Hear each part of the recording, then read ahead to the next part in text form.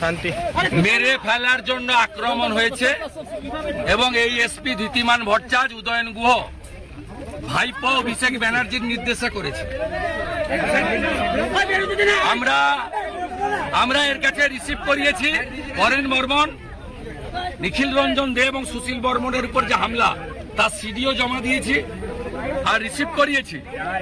আমরা বসিনি ওর কাছে, ওকে বলেছি কোর্টে দেখা হবে, কারণ আজকে এখানে এসেছি জলপাইগুড়ি সার্কিট বেঞ্চের অনারেবল জাস্টিস সম্মানীয় সৌগত ভট্টাচার্য মহোদয়ের অর্ডারে আমরা তার কাছেই যাব।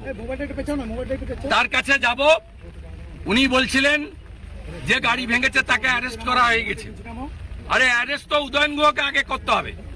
কালকে এই খবর আমি পেয়ে governor, DGP, chief secretary, home secretary সবকে আমি দিয়ে এসছি। 2021 সালে অনারেবল জাস্টিস রাজশেখর মান্থার দুটো অর্ডার আছে, কমিউনিকেট করেছে আমার লয়ার। তারপরেও এই জিনিস করেছে, খুব প্রমাণিত।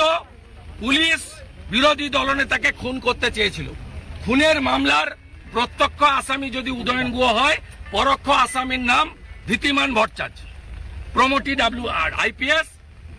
প্রত্যক্ষ খুনি যদি উদয়ন গুহ হয়, পরোক্ষ খুনি হচ্ছে ধৃতিমান ভট্টাচার্য। এই খুনির সঙ্গে ধৃতিমান ভট্টাচার্য এই খুনির সঙ্গে কোর্টেই দেখা হবে।